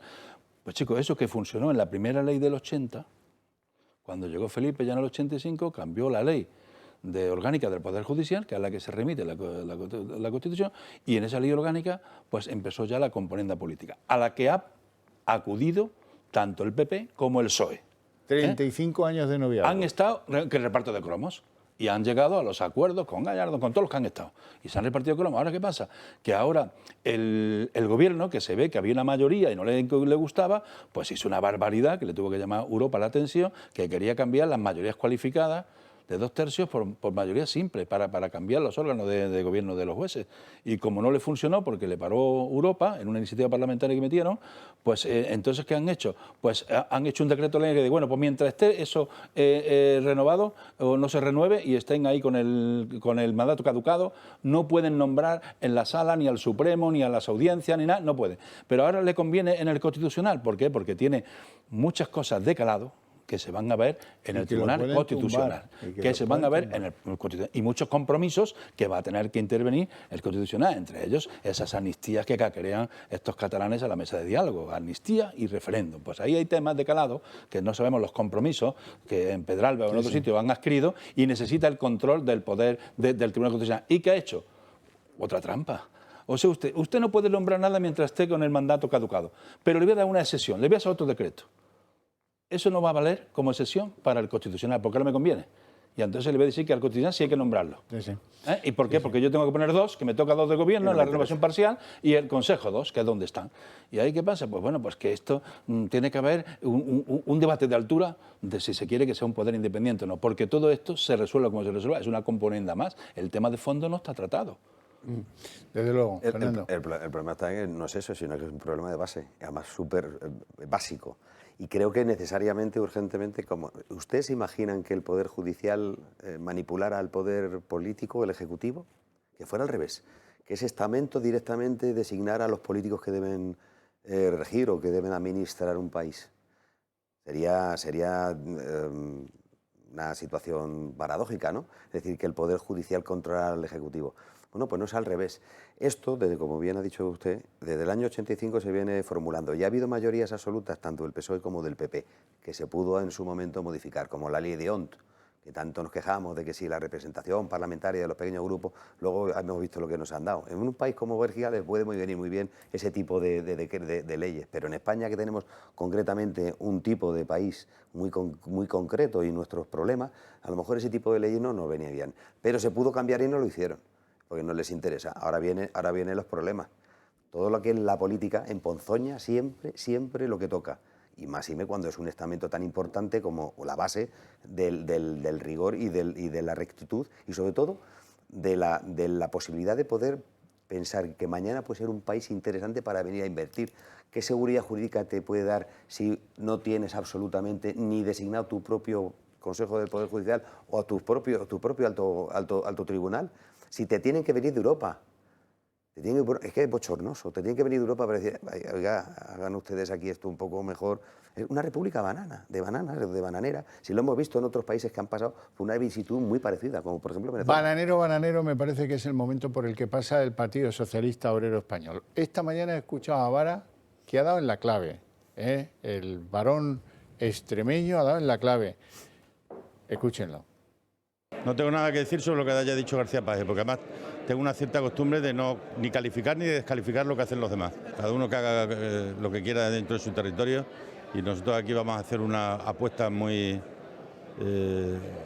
fuerte por aliviar las cargas familiares en aquellas cosas que representan y significan su día a día y que tiene que ver pues con lo que pagan por el canon de saneamiento, con lo que pagan por la ITV de sus coches. Así está el PSOE, que cada uno en su territorio haga lo que quiera. Bueno, muy bien, pues sí que está la cosa nivelada. Claro, y encima resulta que los hay que tienen una tolerancia al riesgo y otros que no tienen ninguna. Es el caso de Ximo Puig, que alivia las rentas hasta 60.000 euros en la Comunidad Valenciana, y el caso de Page, que como ha sido díscolo, pues le dan una cera que pague y solo pretende pues aliviar a los que tienen rentas inferiores a 30.000 euros. Una cosa de lo más significativo. Vean. El PSOE sigue tras el PP en las encuestas, lo que señala el desgaste de Pedro Sánchez y evidencia su miedo de perder las próximas elecciones generales. Es por eso que los socialistas empiezan a seguir las líneas de los populares y los varones del PSOE no dudan en mover ficha. Sin embargo, parece que no todos reciben el mismo apoyo y es evidente que hay buenas y malas sombras dentro del propio Ejecutivo. El gobierno valenciano se sumó hace unos días a las bajadas de impuestos y proyectó una rebaja fiscal para rentas inferiores a 60.000 euros. Aumenta en un 10% la cuantía exenta de tributación a todos los ciudadanos, aunque aquellos que superen los 60.000 euros de ingresos mantendrán su esfuerzo fiscal en el conjunto de la reforma. Pero ojo, porque desde Moncloa evitan criticar la estrategia del presidente de la Comunidad Valenciana y ahora es Emiliano García Page el que se ha sumado también a esta bajada. No deflactará el IRPF, pero aumentará sus deducciones en rentas inferiores a 30.000 euros, lo cual tendrá un coste de 75 millones para las arcas públicas. Vamos a plantear una deducción extraordinaria para compensar los efectos de la inflación. 200 euros para rentas inferiores a 12.000, 150 para rentas inferiores a 21.000 y 100 euros para rentas inferiores a 30.000 euros. Una auténtica batalla fiscal de las comunidades que deja al gobierno en una situación muy incómoda. Es más que evidente el temor de los varones del PSOE de que no cale la estrategia del gobierno, y más si tenemos en cuenta que las encuestas amplían la diferencia a favor de Feijóo. Ese es el punto que molesta. Diferencias con esto, tal como está el panorama, la justas. El tema está en que las encuestas no le favorecen a Sánchez. Sánchez ha tenido que cambiar su visita con la gente y por las calles y que iba a conocer España y todo ese problema que tenía de reuniones abiertas con la ciudadanía y tal, a reuniones privadas porque las dos que ha ensayado le pitan por las calles. Entonces la marca no vende. El problema del partido, gran responsable es Sánchez. Sánchez ha hecho el partido que le ha querido. Las bases y yo se ha cargado el Comité Federal. El Comité Federal no se conoce un debate, no se conoce una decisión consensuada en el Comité Federal. Toman las decisiones, lo que ha dicho Page, que hoy ha intervenido, que son monaguillos. Eso lo ha dicho Page, no me lo invento yo. Somos monaguillos. Allí llegamos y nos cuentan lo que han decidido otros y el Comité Federal dormido, el debate político dormido. Y este señor pues tiene una forma muy personal de llevar los partidos políticos y de llevar el país. Y además es muy soberbio y no aguanta que nadie le discrepe. ¿Por qué han tenido que ir a hacer política sin contar con Sánchez, fiscales, lo que sea? Porque ven que el sillón lo tienen en riesgo. No sabe sobrellevar el país, pero sí el Super Puma, que cada 2x3 está volando igual que el Falcon. O sea, que ese tipo de cosas así, porque sabemos que tenemos un presidente muy guapo, muy alto, muy tal, que ahora le cuesta mucho salir a la calle para dar la cara. Pero en el tema en lo que estamos hablando está claro, es decir, cuando un barco se hunde, ¿qué es lo primero que salta? Las ratas, ¿verdad? Pues es lo que ha hecho exactamente los titulares de cada comunidad, en saber realmente lo que tienen que hacer para poder... Es que vienen las elecciones ahora autonómicas y comunitarias. En 8 meses, ni más ni menos. Y ya veremos si no van acompañadas de algunas generales, porque eso dependerá de lo que diga Europa y que para eso debemos tanto. Os agradezco mucho vuestra presencia aquí, vuestras opiniones todavía más, a ustedes su paciencia e interés desde sus hogares y les invito a ver a continuación el día en 30 minutos.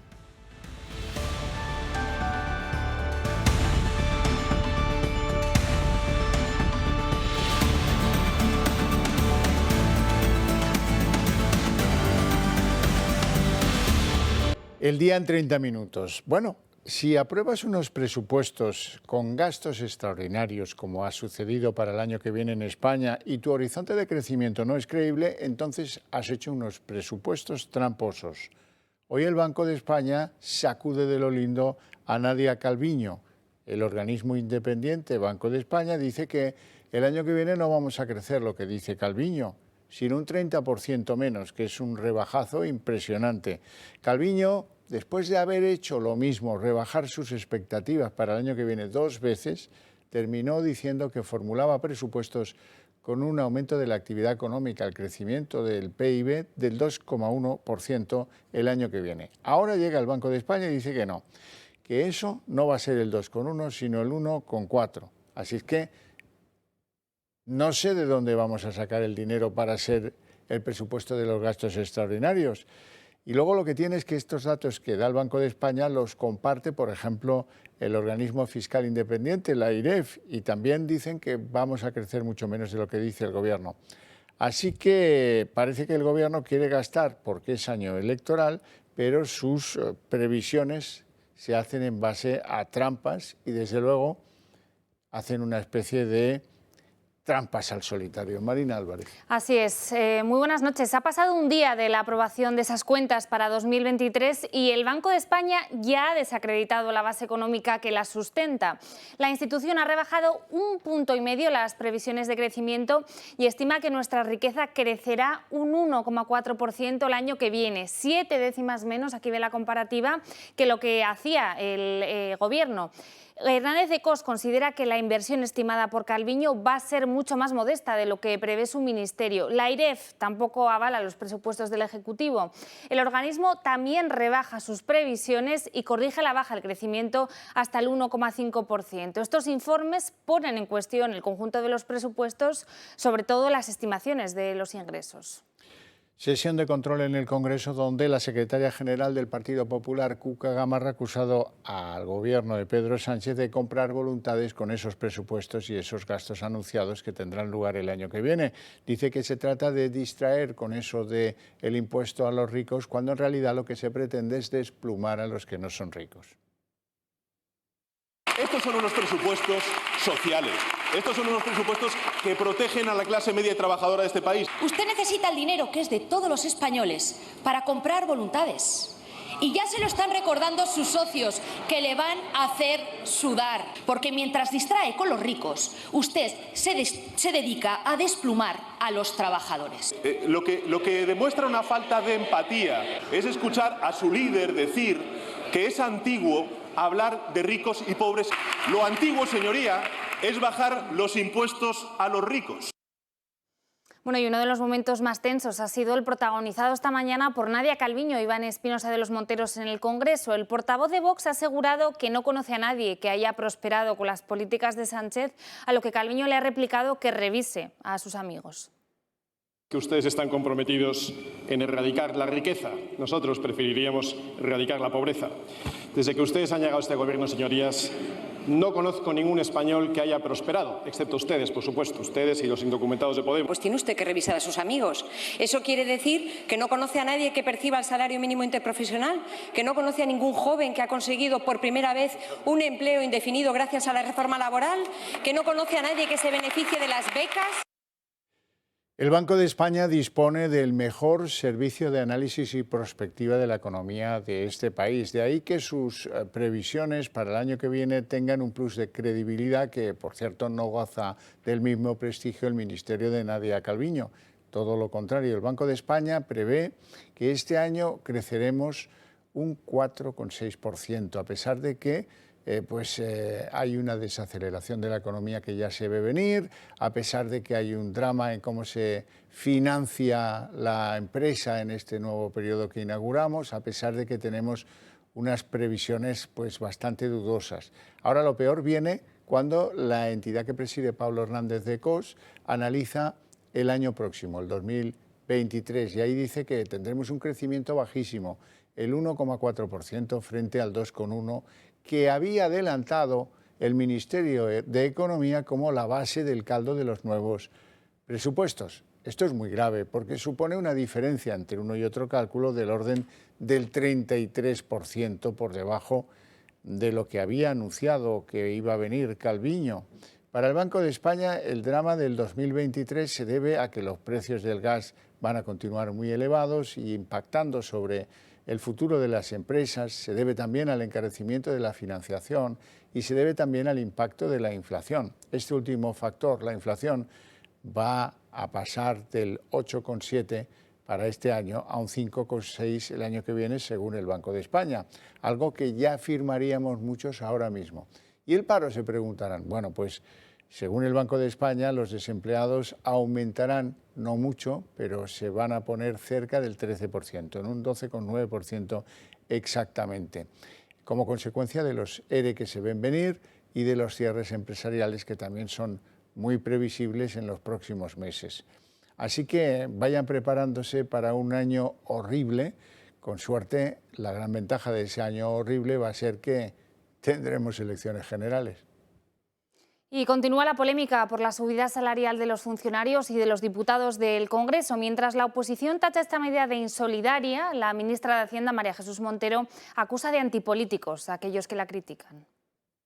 Yo este discurso que lo que pretende es hacer antipolítica, que lo que pretende es poco menos que trasladar que todo lo que cobran los políticos, todo lo que se destina al trabajo de los políticos es dinero mal empleado, pues probablemente ese discurso lo sostienen aquellas formaciones políticas que les gustaría que solamente tuvieran la representación de los ciudadanos, los ricos, aquellos que se lo pueden pagar por nacimiento, por cuna.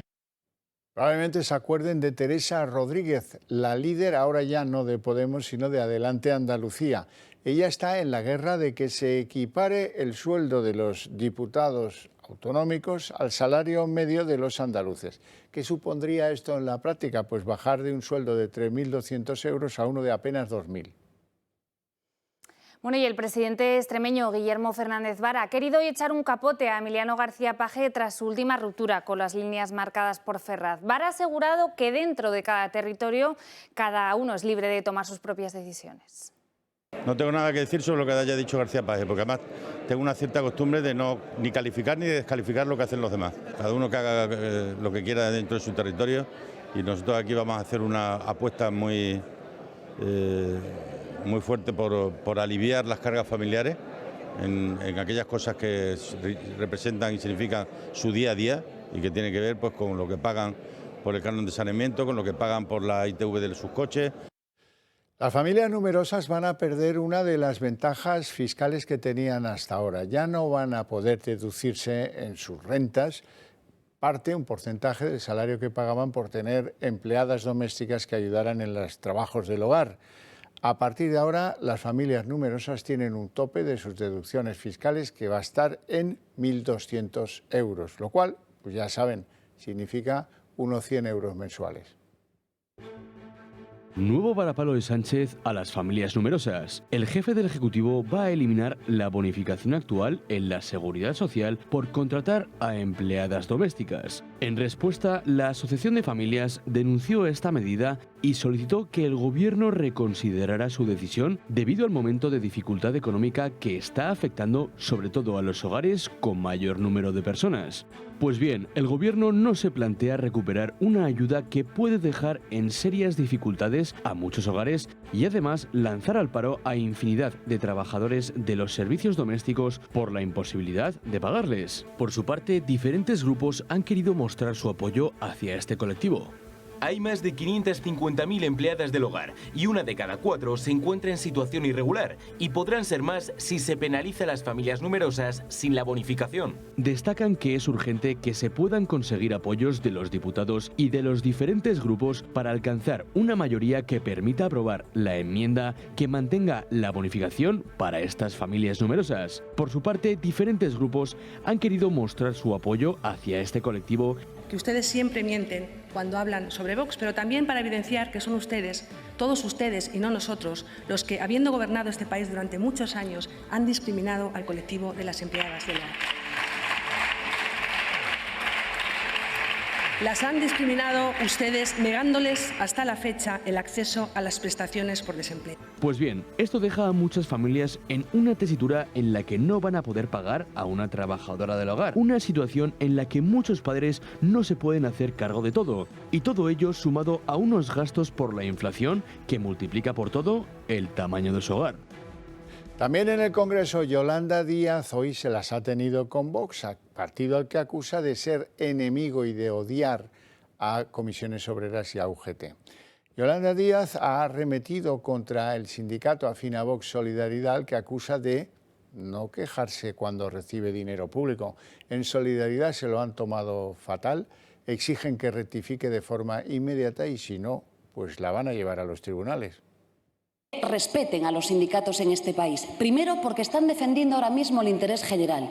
Y en segundo lugar, porque representan a casi 2 millones de trabajadores y trabajadoras en su país. No como ese chiringuito del que usted nos ha hablado, que dicen que es un sindicato que se dedica a acosar e insultar a los adversarios políticos en cada uno de los actos que hacen. Por cierto, chiringuito que, le vuelvo a decir, sí, está financiado también con dinero público y representa tan solo, fíjese, el 0,02% de su representación. Esto sí que es la nada. Concluye sin acuerdo la reunión del Consejo General del Poder Judicial para pactar los candidatos al Tribunal Constitucional. Es el tercer acuerdo infructuoso que mantiene la comisión negociadora en las últimas semanas. El bloque progresista ya amenaza con explorar otras vías para lograr un acuerdo inmediato. La salida de Lesmes de la presidencia del Consejo se acerca. Esta mañana ha fracasado el nuevo intento de los vocales para nombrar a los 2 magistrados progresistas para el Constitucional. Se trataba del tercer encuentro de la comisión negociadora y por el momento no se ha fijado una nueva fecha para poner fin a la falta de acuerdo. Carlos Lesmes pretendía saldar su marcha con este capítulo cerrado. Según los vocales del ala conservadora, la búsqueda de candidatos ha sido infructuosa y ahora los progresistas buscarán una vía alternativa para cumplir el plazo. En el seno del Consejo crece también el malestar por el informe técnico que establece quién sería su sucesor, que según el texto le correspondería al presidente de Sala del Supremo de mayor edad, Francisco Marín Castán. Este nombramiento ha generado discrepancias entre los propios vocales, lo consideran erróneo e incluso denuncian que existen presiones para que sea aceptada la interpretación del informe, el mismo que hace unos días fue solicitado por el mismo Lesmes al gabinete técnico y elaborado por el magistrado Eduardo Fontán, hombre de la máxima confianza de Marín Castán. Su sucesión al frente del Supremo queda regulada por ley, lo que no que él mismo pueda hacerse cargo también de la presidencia del Consejo. Aquí las valoraciones difieren, aunque Lesmes y el gabinete conciben que la presidencia del máximo órgano de gobierno de los jueces y del Consejo es una titularidad conjunta e indisoluble. Los vocales conservadores del Consejo quieren proponer al magistrado Rafael Mozo, vocal más antiguo del órgano, para presidir el Consejo, si como parece Lesmes termina anunciando su dimisión. Un anuncio que en todo caso se producirá antes del 12 de octubre, aunque muchos apuntan que todo dependerá de la sintonía entre el gobierno de Sánchez y el Partido Popular, tras la aparente decepción de la visita del comisario de Justicia de la Unión Europea, Didier Reynders, para renovar el Consejo General del Poder Judicial. Mañana día clave para la aprobación de 3 leyes muy ideológicas, de esas que gustan a Unidas Podemos. Se trata de la ley trans, que permite a los menores cambiar de sexo a voluntad. Se trata de la ley del aborto, que modifica lo anteriormente legislado para que las menores de 16 años no necesiten permiso paterno para abortar. Y por último, la ley de protección animal, que esta ya es de traca, porque exige un curso previo para todos aquellos que quieran tener mascotas. El Gobierno pisa el acelerador en este último año de legislatura y posiblemente también de mandato. La ley trans, la ley del aborto y la ley de bienestar animal llegan al Congreso en medio de un más que claro clima de tensión entre los socialistas y Unidas Podemos. Es precisamente el Partido Morado quien las ha promovido y quien principalmente tendrá que defenderlas frente a la oposición, a sus socios e incluso frente al propio PSOE.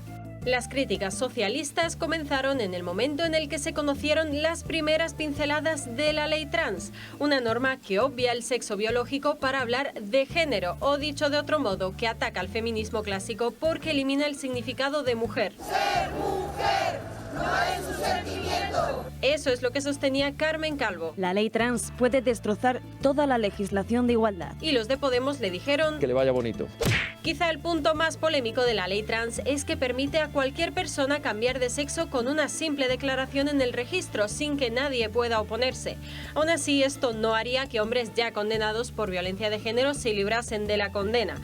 Lo evitaría solo si el cambio de sexo se produce antes de la agresión. Menos mal que... El Partido Socialista es el partido feminista. La ley también prevé, entre otras novedades, permitir a menores de edad someterse a operaciones de cambio de sexo sin autorización paterna ni informe psicológico e incluye de forma gratuita tratamientos hormonales y cirugías para esa transición.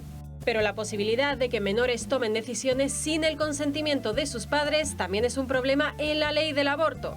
Las menores de 16 años abortarán a la carta sin que sus tutores tengan que saberlo. Se eliminan los 3 días de reflexión antes de abortar y se dará la píldora del día después de forma gratuita en muchos centros. El proyecto ideológico del presidente y su círculo está casi completo, mientras la oposición se prepara para pasar la tijera y eliminar todas estas leyes en cuanto llegue a la Moncloa. Hoy ha comenzado un macrojuicio que se alargará mucho en el tiempo y que tiene que dilucidar responsabilidades en aquel accidente del tren Alvia a la entrada de Santiago de Compostela. El resultado de aquella tragedia ferroviaria fue la muerte de 80 personas y que 140 más quedarán heridas. De todo eso han pasado 9 años, lo cual da pie a criticar por lenta nuestra justicia. Ahora los tribunales piden penas de cárcel para 2 personas pues que están en la escala baja de los que tenían responsabilidades sobre esa línea. La curiosidad ha querido que el juicio se celebre a pocos metros de la dichosa curva donde tuvo lugar el suceso, el siniestro. Y algunos incidentes se han podido ver porque las familias con pérdidas humanas en esta catástrofe están muy indignadas. Audiencia lo llevarás toda la vida. Momentos de tensión se han vivido esta mañana contra el exalto cargo de Adif a la salida del juicio por el accidente del tren Alvia de Santiago. El 24 de julio de 2013 el Alvia Madrid-Ferrol salió de la estación de Chamartín con 218 pasajeros a bordo. Casi 6 horas después y a pocos kilómetros de la estación de Santiago, en Angrois, ocurrió el accidente. El tren descarriló al llegar a la curva de Agrandeira al doble de la velocidad máxima. Después de una larga investigación hay 2 imputados, el maquinista Francisco José Garzón y el que era director de seguridad de circulación de Adif, Andrés Cortavitarte. Ambos se han sentado esta mañana en el banquillo y se enfrentan a 4 años de cárcel por 80 supuestos delitos de homicidio, 145 de lesiones y 1 de daños por imprudencia profesional grave. La juez encargada del juicio ha aceptado como prueba el último vídeo del accidente elaborado por Adif. Se trata de una reconstrucción de los últimos 100 segundos del viaje en el que se deja constancia de la suma de errores en la conducción del maquinista. Un vídeo muy polémico ya que el letrado de las víctimas asegura que fue grabado con el claro ánimo de exculpar a Cortavitarte. Me parece una barbaridad jurídica, lo vamos a impugnar como cuestión previa porque entendemos que es un vídeo, es nuevo, que se aporta ahora, no sabemos quién lo ha editado, no sabemos de dónde ha salido. El abogado del maquinista insiste en que la causa del siniestro fue la carencia de un análisis de riesgo y de medidas de seguridad. Hoy, si el maquinista hace lo mismo, el accidente no se produce. Entonces, ¿qué es lo que faltaba? Señales y balizas. Algo en lo que coinciden las víctimas del accidente, que han enfrentado el juicio con mucho dolor y rabia, al considerar la falta de justicia y de responsabilidades. Me duele todo lo que hemos tenido que luchar para que salga a flote la larga serie de mentiras, encubrimientos, errores, negligencias. El juicio se prolongará durante 9 meses en la capital gallega y contará con más de 500 testigos con el fin de esclarecer los hechos y depurar responsabilidades.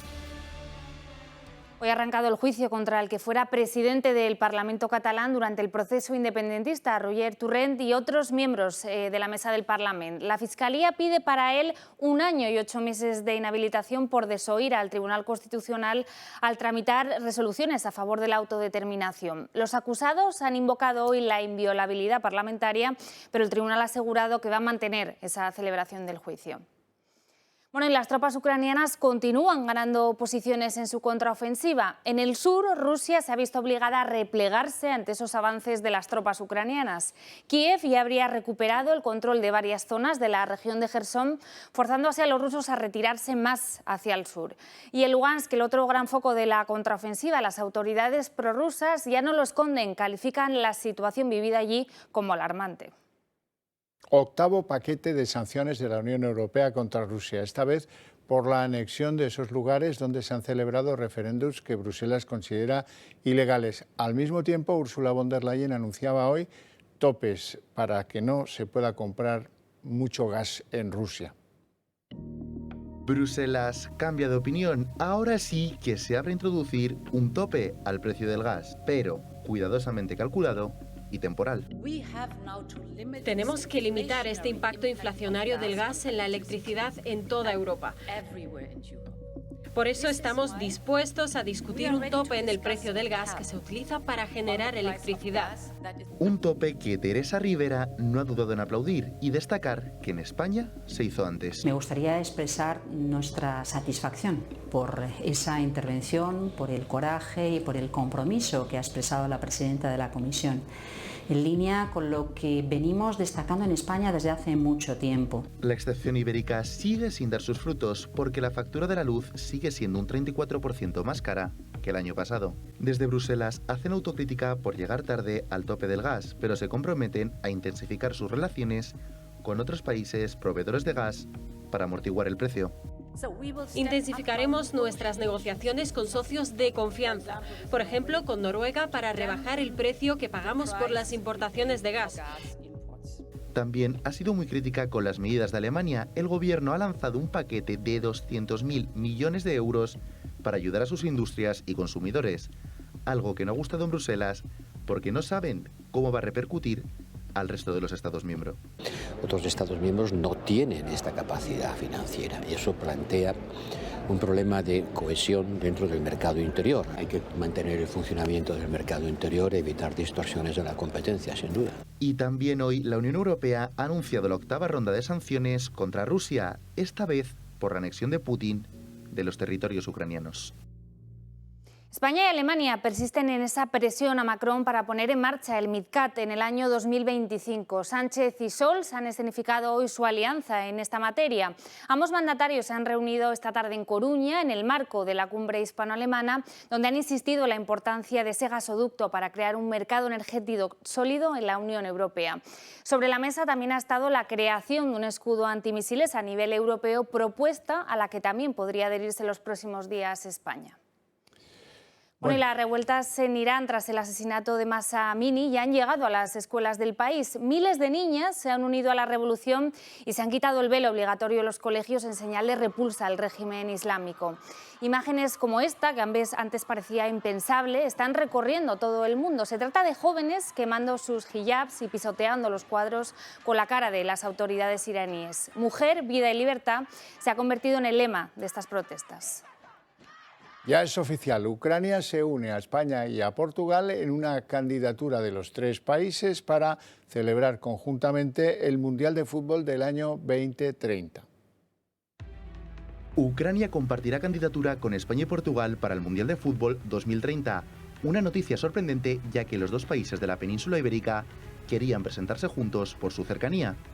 El primero en anunciarlo ha sido Pedro Sánchez, atribuyéndose el tanto y haciendo gala de su faceta internacional, aunque los responsables son otros. Hoy damos un paso más. Juntos representamos el poder de transformación que el fútbol tiene en la sociedad. Ahora se le suma un país más, pero sobre todo muchas incógnitas. La primera, ¿cómo será Ucrania dentro de 10 años? Seguramente la guerra no continuará, pero por ejemplo, el segundo estadio más grande del país está en Donetsk, región que Rusia se anexionó la semana pasada.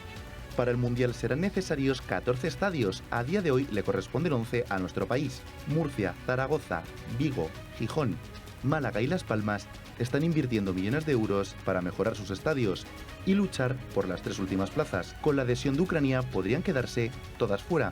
Las federaciones todavía no han querido hablar de estas posibilidades ni de qué papel va a tener Ucrania en esta unión. Solo han querido dar la noticia. Lo que sí que está claro es que esta candidatura ibérica cada vez va perdiendo más esencia. Familiares y personalidades del mundo de la televisión han dado hoy su último adiós a Jesús Quintero. El periodista ya descansa en su localidad natal, en la provincia de Huelva, después de fallecer el pasado lunes después de una larga enfermedad. Allí descansará para la eternidad. Que descanse en paz. Bueno, y hasta aquí el día en 30 minutos. Les deseamos una feliz noche, especialmente si deciden compartirla con la señal de esta cadena. Y les dejamos con En Dos Continentes y con El Gato al Agua. Ya saben que mañana volvemos aquí con toda la información. Gracias.